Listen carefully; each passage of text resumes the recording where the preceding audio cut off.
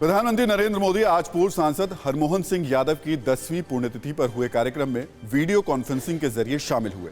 कार्यक्रम में पीएम का शामिल होना इसलिए बड़ी खबर है क्योंकि हरमोहन सिंह यादव समाजवादी पार्टी नेता और उत्तर प्रदेश के पूर्व मुख्यमंत्री मुलायम सिंह यादव के बेहद करीबी थे। इस कार्यक्रम में पीएम मोदी ने ग्राम पंचायत से अपना राजनीतिक करियर शुरू किया था और इसके बाद वो राज्यसभा सदस्य, विधान परिषद सदस्य और सांसद भी बने, लेकिन राजनीति के शिखर पर भी पहुंचकर उनकी प्राथमिकता समाज ही रही। पीएम मोदी ने कहा कि हरमोहन सिंह यादव ने अटल जी के दौर में भी काम किया, जो कहते थे कि सरकारें आएंगी जाएंगी, पार्टियां बनेंगी बिगड़ेंगी, लेकिन देश रहना चाहिए।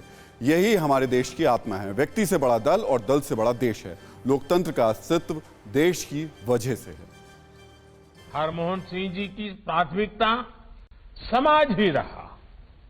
उन्होंने समाज के लिए सक्षम नेतृत्व तैयार करने के लिए काम किया। किसान ने उगाई फसल की कीमत तय करेगा किसान। किसान खुद अपना मालिक बनना चाहिए। फ्रीडम ऐप डाउनलोड कीजिए और खुद अपना मालिक बने।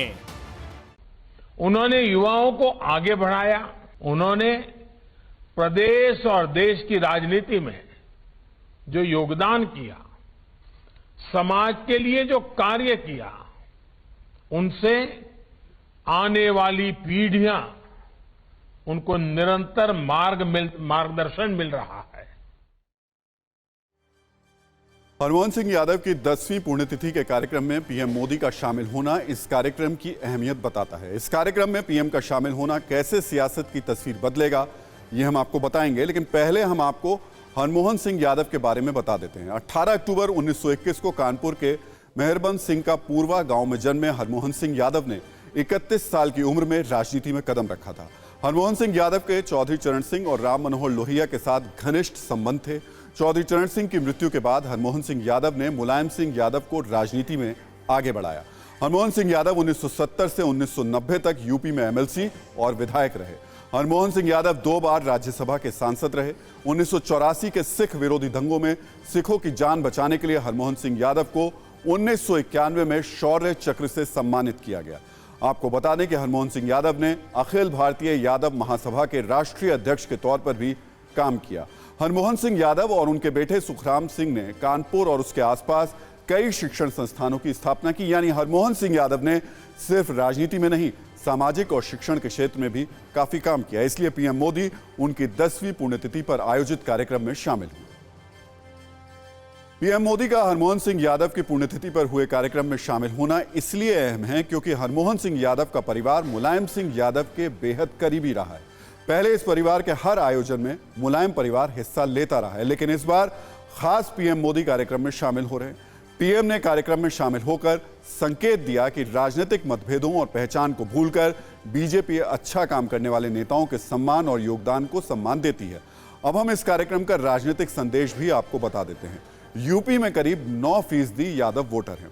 यूपी के एटा, इटावा, फर्रुखाबाद, मैनपुरी, कन्नौज, आजमगढ़, फैजाबाद, बलिया, संत कबीर नगर और कुशीनगर जिले को यादव बहुल माना जाता है। यूपी के करीब 44 जिलों में यादव मतदाताओं की संख्या 8% से ज्यादा है। वहीं उन 9 जिलों में करीब 15% यादव वोटर हैं। यादव वोटर्स को पहले समाजवादी पार्टी का कोर वोटर कहा जाता था, लेकिन अब तस्वीर लगातार बदल रही है।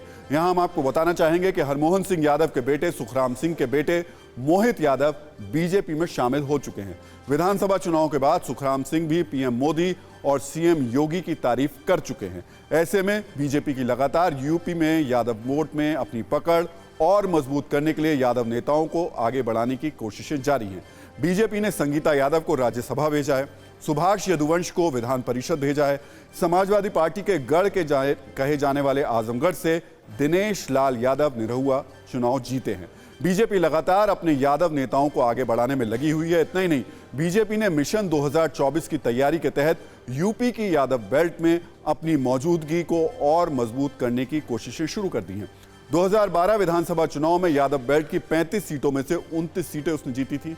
तब बीजेपी को यहां सिर्फ 1 सीट मिल पाई थी। 2017 विधानसभा चुनाव में बीजेपी ने यादव बेल्ट की 35 में से 29 सीटें जीती और समाजवादी पार्टी को सिर्फ 6 सीटें मिल पाई। 2022 विधानसभा चुनाव में बीजेपी ने यादव बेल्ट की 35 में से 23 सीटें जीती। समाजवादी पार्टी को यहां सिर्फ 12 सीटें मिल पाई। यानी यूपी में समाजवादी पार्टी का सबसे मजबूत गढ़ कहे जाने वाले एटा, इटावा, फर्रुखाबाद, मैनपुरी, कन्नौज में बीजेपी ने अपनी मजबूत पकड़ बना ली है। 2022 में बीजेपी को चुनौती देने के लिए अखिलेश यादव करहल से चुनाव लड़े थे, लेकिन इसका भी खास फायदा समाजवादी पार्टी को नहीं मिला। अब हरमोहन सिंह यादव जैसे प्रमुख यादव नेता से जुड़े कार्यक्रम में पीएम मोदी की मौजूदगी बीजेपी को और मजबूत करने की दिशा में एक संकेत कही जा सकती है। चौधरी हरमोहन सिंह यादव समाजवादी पार्टी के संस्थापक सदस्यों में रहे। जब मुलायम सिंह यादव पहली बार सीएम बने तो हरमोहन सिंह यादव का इतना रसूख था कि लोग उन्हें मिनी सीएम कहा करते थे। संगठन और सरकार के फैसलों की जमीन अक्सर उनके घर पर तय होती थी। वो लंबे वक्त तक यादव अखिल भारतीय महासभा के राष्ट्रीय अध्यक्ष रहे। हरमोहन सिंह यादव के बेटे सुखराम अखिल भारतीय यादव महासभा के राष्ट्रीय उपाध्यक्ष रहे, यानी राजनीति से अलग इस परिवार का एक सामाजिक रुतबा भी रहा। वैसे हम यहां आपको यह भी बताना चाहेंगे कि कैसे 2017 में पीएम गढ़वा घाट गए थे। वहां उन्होंने गायों को चारा खिलाया था और संतों से मुलाकात भी की थी। गढ़वा घाट भगवान कृष्ण के वंशजों से जुड़ा हुआ है।